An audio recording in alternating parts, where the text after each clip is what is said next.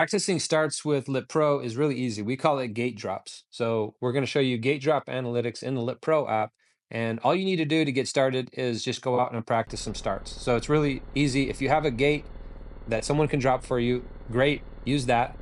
If not, you just can do an imaginary line. Make sure that you can point the bike in a straight direction and accelerate for this at least 60 feet.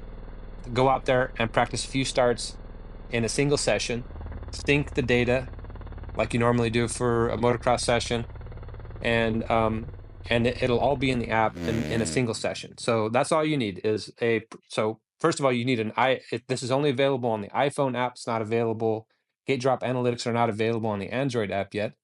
You need a precision device, and you need to practice a few starts. So just go go out and do that, and then come back in, and I'm going to show you how to analyze that data. So what you do is click on your profile up here in the top left, and then click on that icon in the top right. Click on Gate Drop Analytics, and now you're seeing all of your sessions. So our system is constantly looking for starts. So anytime we detect a start is when you're at a standstill and you accelerate in a straight direction for at least 60 feet. So we're going to detect a lot of that. Sometimes it's just you're pulling onto the track.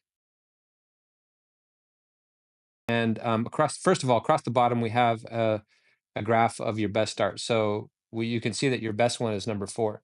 And then up here is the list of all the individual starts. And one of the most important things is this is your first start, and you can see the timestamp right there for when you did it, in case you're keeping notes of techniques or bike settings changes or anything like that in a logbook somewhere. Um, we have and then we have this. This is probably the most important thing, is this whole section down here. And what this is showing you is your time to 5 feet. So that's your 0.51 seconds to 5 feet, and you reach 11.4 miles per hour. Next, you have your time to uh, 10 feet, and that's 0.77 seconds, 14.1 miles per hour. And then this is the most important one right here, is your time to 15 feet. So this is the graph across the bottom. Everything is kind of predicated, or it's targeting this time to 15 feet, because developing this with a bunch of different athletes that you all probably know the name of really well, the names of this is the most important part of the start, is getting off the gate and getting to 15 feet. And what we kind of developed is like I guess a perspective or a point of view that a great start on dirt, not on a grate, but is about 0.085 seconds. So think of that as like a target for getting a really good start on dirt. And everything from there, if it's great, if it's different dirt, all that stuff, everything impacts that.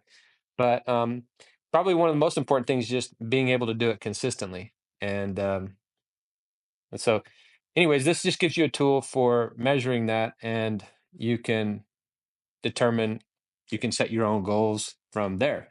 So one of the things, so we already know lap 4 is the best one to 15 feet, and so you can see in the app there's a little indication right there. That's your best one to 15 feet.